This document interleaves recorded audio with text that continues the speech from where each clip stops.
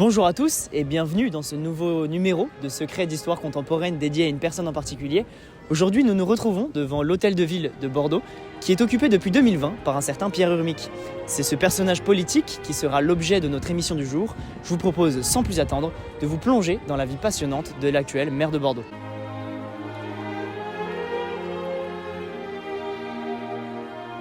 Né le 10 avril 1955 à Sapalé, au Pays Basque, celui qu'on appelle le Cateau basque, en référence au gâteau basque, est issu d'une famille modeste. Élevé dans le respect des valeurs humanitaires, il puise son inspiration dès son plus jeune âge dans les discussions animées autour de la table familiale.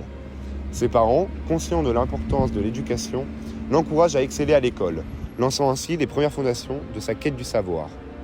Pierre Urmic s'engage alors dès ses années d'éducation primaire et secondaire dans un parcours académique qui préfigure son engagement culturel ultérieur en faveur du droit et de la justice.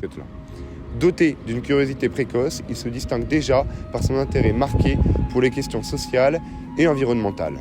Cette inclination précoce se développe davantage au cours de ses études secondaires où il s'investit dans des actions associatives et des projets en lien avec la protection de l'environnement. Au lycée, des années 68 à 72, Pierre Urmic, alors âgé de 13 à 17 ans, se démarque déjà par son implication précoce dans des actions associatives. Ces initiatives, souvent orientées vers la sensibilisation environnementale, témoignent déjà de sa volonté naissante de mettre toutes ses convictions au service du bien commun. À travers des projets concrets visant à préserver l'environnement, il jette déjà les bases d'un engagement qui allait marquer l'ensemble de sa carrière. Ah, la vie étudiante. Oh, vous êtes là. Son entrée à l'université Paris II Panthéon-Assas, vers la fin des années 70, marque une nouvelle étape dans son parcours académique. À l'âge de 23 ans, Pierre Urmic choisit de se spécialiser dans le droit, démontrant ainsi son désir de canaliser sa passion pour la justice dans une discipline précise.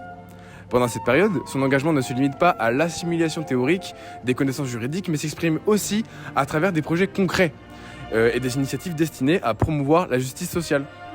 Le tournant décisif de sa carrière survint dans les années 80, lorsque Pierre Urmic, âgé d'environ 25 ans, prit la décision de devenir avocat, et pas le fruit. Cette profession devint le véhicule de ses idéaux, lui permettant alors de traduire ses convictions en actions concrètes. Et en tant qu'avocat, il s'implique activement dans des affaires sensibles liées à la justice sociale et environnementale. Ses plaidoyers pour la préservation de l'environnement au cours des années 90 témoignent de son engagement profond en faveur de la politique et de la protection de la planète, illustrant ainsi la convergence entre sa quête du savoir juridique et ses convictions écologiques. Cette symbiose entre la quête du savoir et l'action concrète marque l'ensemble de sa carrière, démontrant que chaque étape, du lycée à sa carrière d'avocat, contribue à renforcer son engagement envers une justice équitable et une planète durable. Chaque action entreprise par Pierre Urmic, durant son parcours scolaire et professionnel, reflète une détermination constante à appliquer ses connaissances au service d'une société plus juste et inclusive. La trajectoire politique de Pierre Urmic prend un tournant majeur dans les années 80, alors que le mouvement écologiste prend son envol en France. Inspiré par la conscience croissante des enjeux environnementaux, Pierre Urmic devient une figure active au sein des Verts, le mouvement politique écologiste émergent.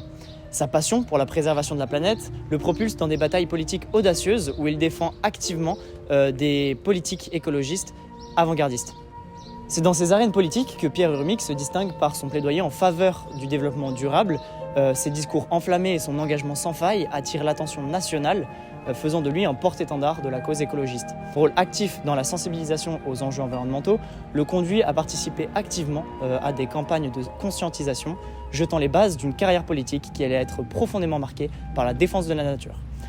Pour l'anecdote, lors d'une campagne pour la préservation d'un espace naturel menacé, Pierre Urmic a campé sur les lieux avec des militants écologistes, symbolisant son engagement concret et son refus de compromis lorsqu'il s'agit de protéger l'environnement. Son ascension au sein du mouvement écologiste le mène à des responsabilités croissantes, devenant un acteur clé dans l'élaboration de politiques visant à concilier le progrès social et la protection de la nature. Un petit exemple, en tant que conseiller municipal, Pierre Urmic a initié des projets novateurs pour favoriser la biodiversité en milieu urbain, mettant en place des espaces verts et des politiques de gestion des déchets avant-gardistes. Ainsi, l'engagement écologique de Pierre Urmic n'est pas simplement politique, mais une véritable conviction qui s'est manifestée à travers des actions concrètes et des moments emblématiques. Vous aurez remarqué que je me trouve actuellement à la promenade de Sainte-Catherine, où se trouve en période de fête un grand sapin confectionné avec l'aide de l'association Surfing Nomad, souvent critiqué, mais jamais égalé. Restez avec nous pour découvrir comment cette passion pour l'environnement va se traduire dans son rôle de maire de Bordeaux. 14h15, Pierre Urmic prend possession de son bureau de maire. Un lieu symbolique occupé depuis 73 ans, entre autres, par Jacques Chaban-Delmas et Alain Juppé. Ça fait 25 ans que je viens dans ce bureau. Vous vous rendez compte ? 25 ans que je viens dans ce bureau. Donc c'est la première fois que je viens dans ce bureau. Je ne suis pas sûr que la première fois que je suis venu dans ce bureau, c'était donc en 1995. Je pensais que 25 ans plus tard, je l'occuperais. Depuis qu'il est devenu maire de Bordeaux, en 2020, Pierre Urmic, avec sa forte sensibilité écologique et sociale, a vraiment mis les bouchées doubles. Il a mis l'accent sur la lutte contre le changement climatique. Par exemple, il a agrandi le réseau de pistes cyclables, ce qui rend nos déplacements plus écologiques et faciles. Vous avez d'ailleurs peut-être remarqué cette nouvelle voie cyclable sécurisée le long des quais de la Garonne. Ah, la végétation des espaces publics, c'est pas passé inaperçu non plus. Les rues et les places de Bordeaux sont devenues de véritables oasis, avec des espaces verts, des arbres. Ça aide aussi à réguler la température et à préserver la biodiversité locale. Maintenant, côté agriculture urbaine, Urmic a vraiment encouragé cela. Vous avez probablement entendu parler des potagers collectifs qui poussent comme des champignons et des espaces dédiés à la culture alimentaire qui se développent dans toute la ville. Ça promet une alimentation locale et durable tout en sensibilisant tout le monde à l'importance de ce qu'on met dans nos assiettes. Et les transports en commun, c'est vraiment au cœur de son action. Il a étendu les lignes de tramway, encouragé l'utilisation des transports publics en rendant cela gratuit pour les moins de 18 ans. Et même mis en place des navettes électriques dans certains quartiers. En parlant d'urbanisme, il a intégré des critères écologiques dans des nouveaux projets de construction. Des bâtiments éco-énergétiques, des toits végétalisés, des coins détente écologiques. En bref, tout ça, ça donne un côté moderne tout en préservant l'environnement. Bref, la vision de Pierre Urmic pour Bordeaux va bien au-delà de la simple gestion municipale. Il veut faire de notre ville un exemple de transition écologique réussie, en mettant en place des réformes qui rendent Bordeaux prospère, inclusive et respectueuse de l'environnement. On peut vraiment dire alors que son mandat, c'est de l'action concrète pour une communauté bordelaise plus durable et équitable. On se retrouve désormais au World Impact Summit. On va avoir la chance de rencontrer la responsable de la fondation Jane Goodall en France, qui va nous parler de son action ainsi que de son partenariat avec la mairie de Bordeaux. On nous a aussi informé que le maire de Bordeaux, qui est le sujet de notre émission du jour, devait se rendre à ce sommet aujourd'hui. On va essayer de l'interviewer pour vos yeux ébahis. Rebonjour, nous nous retrouvons aujourd'hui donc avec la directrice générale de l'Institut de Jane Goodall France. Donc présentez-vous madame. Bonjour, je m'appelle Galit Kenan, je suis ravie de participer à ce beau projet.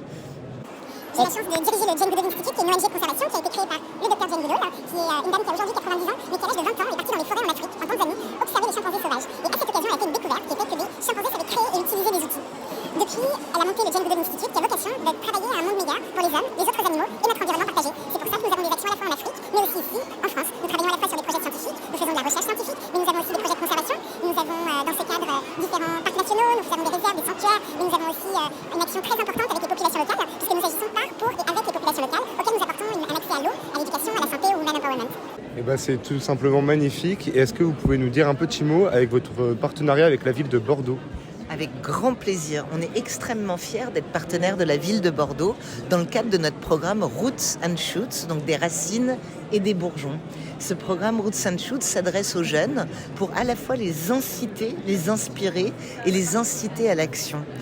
Toujours pour notre triptyque, les hommes, les animaux et un monde meilleur pour l'environnement que nous partageons tous ensemble. Avec la ville de Bordeaux, nous organisons ainsi à la fois des rencontres avec le conseil municipal junior, des rencontres avec les jeunes dans les collèges, dans les écoles primaires. Nous les incitons à avoir différentes campagnes, que ce soit en faveur des martinets, de la lutte contre le trafic illicite des animaux sauvages, mais aussi, par exemple, il y a peu, nous avons organisé une conférence avec Monsieur Francis Fétou, le délégué à la condition animale auprès de la ville de Bordeaux, et Alain Bougrain-Dubourg dans le cadre d'un concert sur la ville et la nature. De la même façon, on a pu organiser nettoyage de plage, des nettoyages de villes. Il y a énormément d'actions parce que à Bordeaux, les gens et les jeunes particulièrement se bougent bien. Eh bien parfait, merci beaucoup. Et vous savez ce qu'il vous reste à faire. Rejoignez Roots and Shoots et à bientôt. Merci beaucoup. Donc nous nous retrouvons maintenant avec monsieur Francis Fétou. C'est ça. Qui va nous présenter ce qu'il fait dans la vie au sein de la ville de Bordeaux. Oui, je suis un élu conseiller municipal délégué au respect du vivant, à la condition animale et à la protection des données à la ville de Bordeaux. Que pensez-vous de monsieur le maire, monsieur Urmic ? Pierre Urmic, et je l'apprécie beaucoup, sinon je ne serais pas dans son équipe, bien évidemment. C'est quelqu'un de très sincère, de très présent et de très proche des gens. Et c'est quelqu'un de profondément écolo, dans tous les sens du terme. Okay. Voilà. Et très bien, merci beaucoup. Je vous en prie, merci à vous. Alors, je suis avec Paul Moisson, qui est journaliste chez Quotidien. Est-ce que, d'après toi, on va réussir à interviewer Pierre Urmic ? sans nul doute. Le mec est plutôt sympa, on l'a vu ce matin, il était plutôt en confiance. Il est sur un lieu qui lui est quand même favorable, on est à Bordeaux, on est dans son fief, il n'y a aucune raison qu'il ne vous réponde pas, je pense. Ok, est-ce que tu as des conseils pour des questions que je peux lui poser ? Déjà, t'arrives et tu lui demandes si ça va, tu lui dis bonjour, vous allez bien, ça va le rassurer, il va être sympa. Et après, tu poses la question que tu veux, tu te présentes, vous êtes pour une école en particulier ? Ouais, HEIP. Voilà, vous dites on est pour une école, on fait un petit reportage, ça vous dérange plus une question et il va te répondre à coup sûr. Ok, super. Bon, merci beaucoup. Sympa au début. Ouais, faut être sympa. Ouais, ok, on s'en souviendra. Bon, merci beaucoup. Je t'en prie. Là, je pense qu'on l'aura pas. Il a l'air un petit peu occupé avec des gens beaucoup plus importants que nous. Malheureusement, on l'a raté. Et puis il y a une sécurité importante puisqu'il y a Madame Clinton qui est présente ce soir. Bon. Je peux essayer d'hurler peut-être. Ainsi se clôture notre exploration du parcours d'un homme politique français, Pierre Urmic. Un homme qui a su transformer ses idéaux en actions concrètes, laissant une empreinte durable sur la vie politique française. À travers ses expériences et ses convictions, il incarne l'esprit de ceux qui, animés par une vision, façonnent l'histoire de leur pays. C'est tout pour cette édition spéciale de Secrets d'histoire contemporaine dédiée à un homme en particulier, dédié ici à Pierre Urmic. Merci de nous avoir rejoints dans cette plongée captivante de la vie d'un homme déterminé à changer le cours de l'histoire et de son histoire.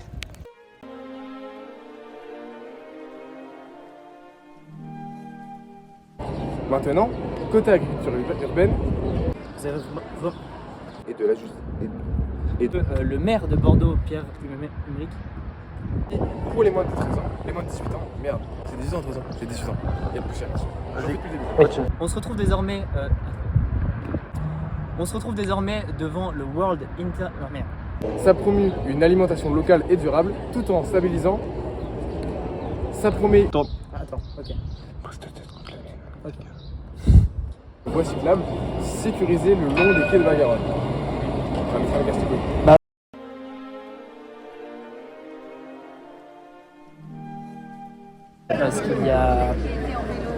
Parce qu'il y a Madame... Qu'est-ce que tu fais ? Je le montre du doigt. Et Larry Clinton aussi qui vient. Et on l'aura jamais. C'est good, mais je vais pas du tout le connaître parce que c'est très long. Tu mets ça dans les scènes. Il filme proche de nous. On filme tous comme ça. Un plan de coupe comme ça. Des recettes importantes. Alors, vous mentionnez la problématique justement de pouvoir développer. C'est bon, moi c'est parti. C'est bon ? 1, 2, 3, viva l'Algérie. Né le 10 avril 1900, précoce se développe davantage. Pour la sécurité sanitaire,